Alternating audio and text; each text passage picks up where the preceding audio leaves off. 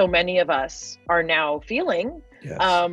it adds to all of that. It adds to the anxiety and like that feeling of like, how do we get out of this? Like, why are we still talking about this? Like, it's the same problem because we haven't fixed it and we keep shoving it under.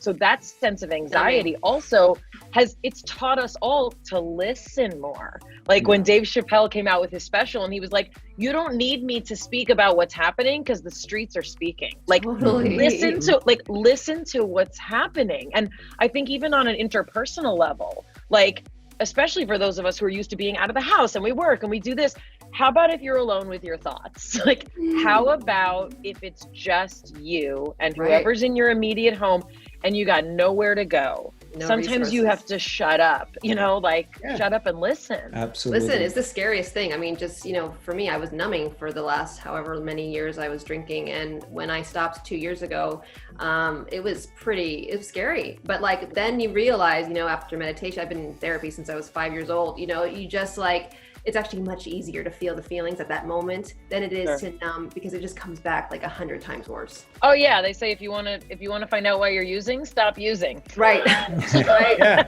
Exactly. I have a question. I have a question for you, Dr. Bialik, right? You can call me Miyam, but yeah. Okay, Miyam. I feel like I know you. Thank you, Miyam. Long-term effects, right? We know that there's a generation from the Great Depression. We know there's generations that survived World War II, World War I.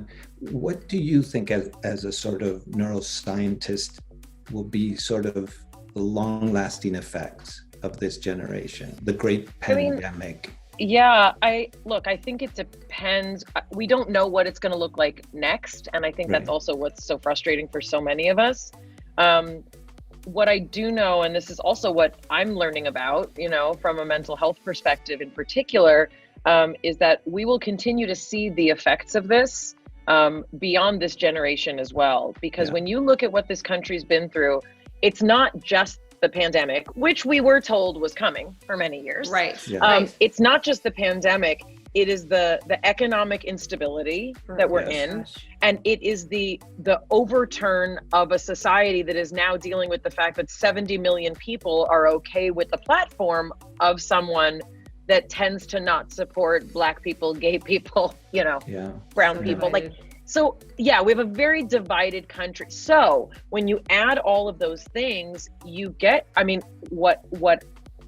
what I interpret as a kind of prolonged stress. Absolutely. And it means that more people are going to turn to drugs and alcohol. I can't tell you how many friends of mine who I don't even know if they're alcoholics. It's not for me to name them, are like, oh, I've been drinking heavily. Oh, I've been smoking pot every day at noon. Like, that's not necessary. Like, that stuff doesn't go away when this year ends. Right. Yeah. Those people also are more likely to not have coping mechanisms to deal with children, to deal with the stress of being unemployed. So like, this is this ripple effect that we see. And it's one of the reasons that I started my podcast, is like, it's a human right to have access to mental health. Yes. It is a human right to know what you're feeling.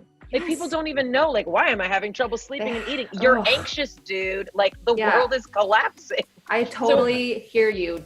The fact that we don't even have that, the fact that we don't even have that information, that's what leads to this generation suffering greatly. But the fact is, we're already in a mental health pandemic. Like, we've been in it. This time around, sober, I'm feeling everything, but most importantly, I'm able to be present for Ozzy, for my family, for myself. And that's the thing.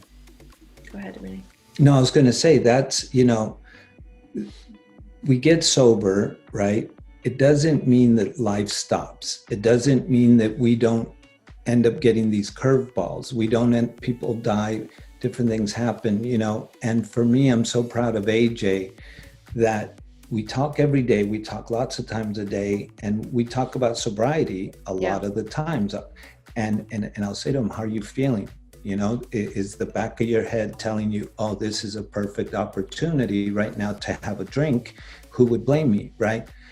And because I've been through that, and so I feel so proud and optimistic for AJ to be walking through a very tough thing. It's one of the toughest things we know. We love our dog so much.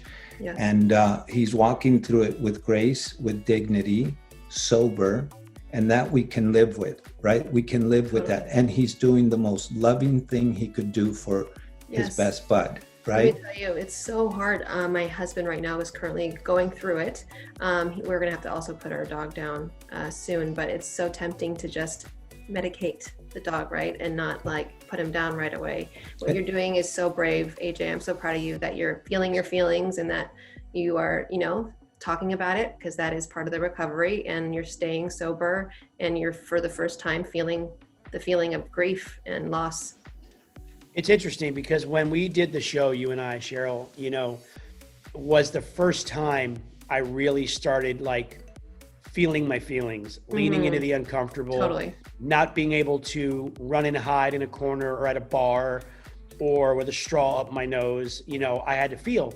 So like, you know, that's been the ongoing kind of Journey. cohesive journey that's been happening since we did the show together. And it's continuing into my everyday life now, you know, months after we finished the show. But there is one last thing I'm going to say about it, and then I'm going to let it go, which is, you know, my dog is an Australian Shepherd, which are one of the top 5 smartest breeds out there. And they are, you know, obviously people know that they are herding dogs.